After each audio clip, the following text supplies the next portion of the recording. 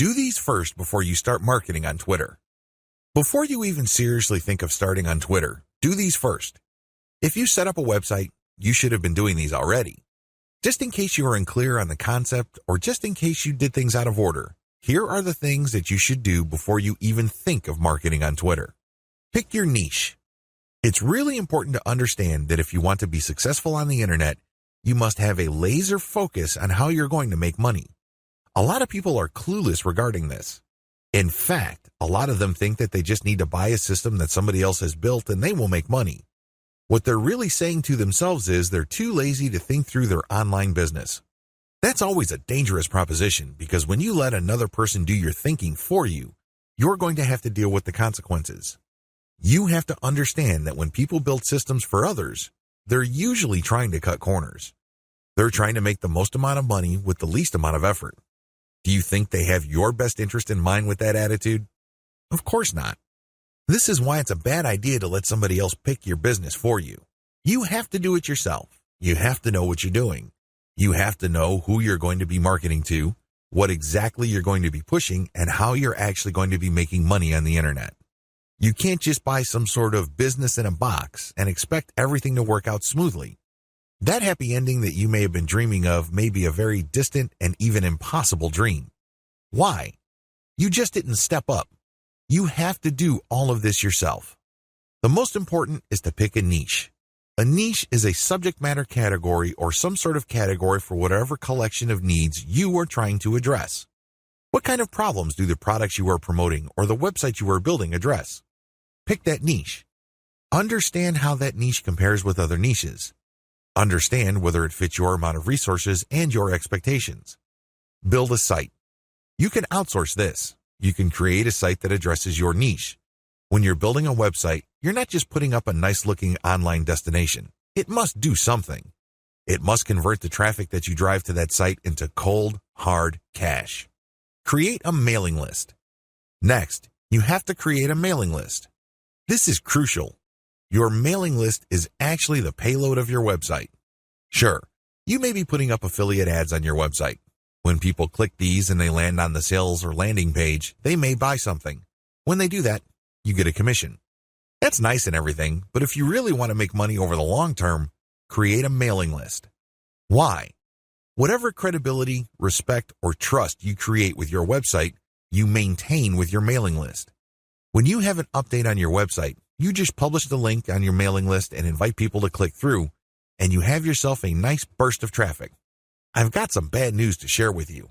The vast majority of people who visit your website will never come back again. That's the harsh reality. When you have a mailing list, you get to retain some of that traffic. You only need to set an update, and you get a nice little surge of traffic because people saw your email and click on your link. This enables you to retain some of the value of the hard work and time you put into branding and promoting your website. To create a mailing list, you have to offer a premium. It's some sort of freebie. It's some sort of incentive for people to join your mailing list. Of course, you make this case on your squeeze page. You advertise the value of the freebie you're giving on a page called a squeeze page. This is where people enter their email addresses to subscribe to your mailing list. Please understand that there is a big danger here. This is a warning. Don't go overboard in promoting the freebie because if you do that, people will sign up for the free booklet, the free course, or the free book.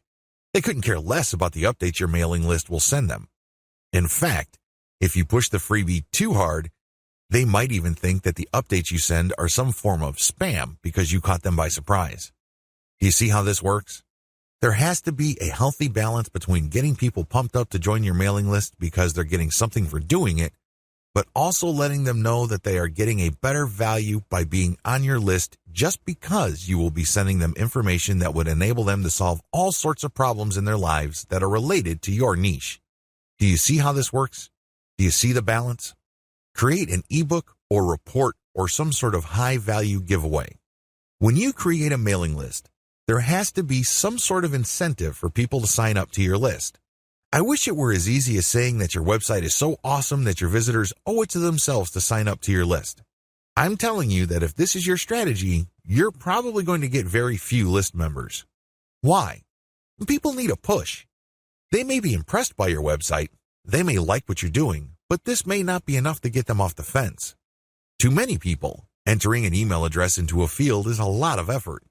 You have to give them some sort of valuable incentive for them to sign up for your list. Generally, I would use some of my popular blog posts, or I would come up with a distilled version or a cheat sheet version. Usually this works. Other times, I would use some sort of massive compilation of resources that are an answer to people's problems. Whatever the case may be, the value of the incentive must be obvious. They don't have to be Sherlock Holmes to figure out the value of what you're giving away. Again, to reiterate, the value must not be so big and steal so much of the spotlight that people forget that they're signing up for a mailing list. It must share equal billing with the list. You have to promote the freebie in such a way that it is still clear to the person registering to your mailing list that they are signing up for a mailing list. Find top-notch content in your niche.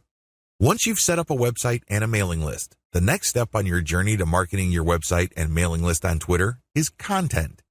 It's easy to get tempted and think that you're some sort of niche genius. You get all excited about a hot idea or a hot blog post topic, so you write a blog article. You put in the time, effort, and energy to do that, but what happens? 9 times out of 10, that content doesn't work. For whatever reason, people do not seek it out. You don't get traffic with it. You're not alone when this happens. The idea of build it and they will come is a dead end. Thankfully, there's a shortcut. Focus on content in your niche that already works. Look at the social media accounts of influential people or companies in your niche. Look at the content they're sharing. Pay attention to how many social signals they get. Do they get a lot of retweets, likes, favorites? Do they get shared a lot on Facebook? Using this objective social signal information, select their best content and reverse engineer it. Reverse engineering top-shelf niche content. Now that you have a clear understanding of what's hot and what's not in your niche, the next step is to reverse engineer your competitors' best content. How do you do this? First of all, you just focus on their topic.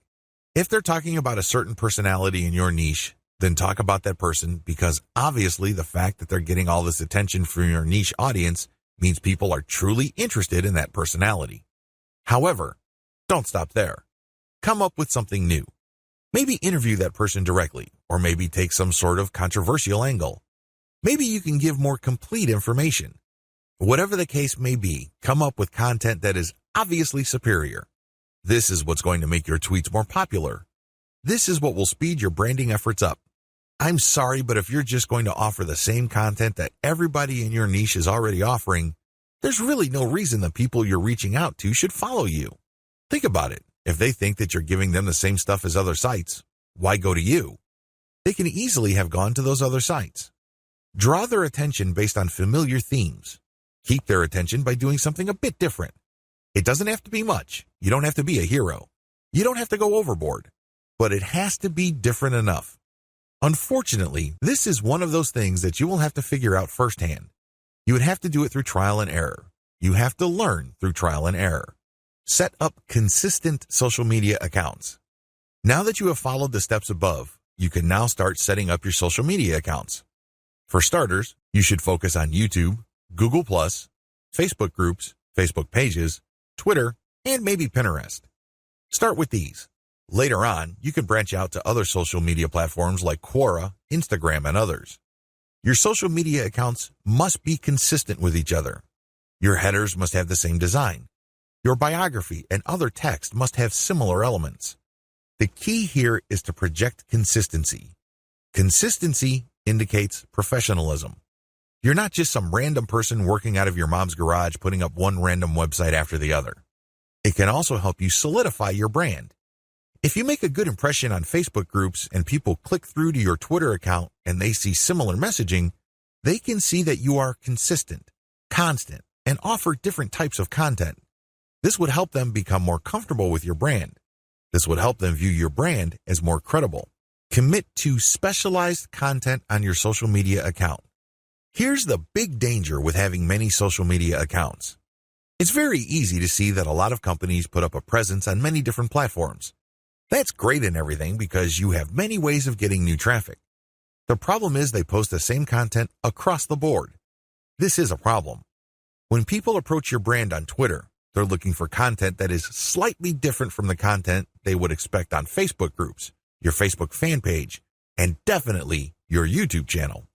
You have to be aware of these different expectations and give them what they're looking for.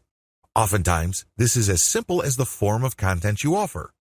Obviously, when you're on YouTube, it would suck if you just offer blank videos of somebody reading your articles. That's not going to work. At least bother to use slideshows with the article. Preferably, you should have some sort of video spokesperson who speaks directly to the people during the video.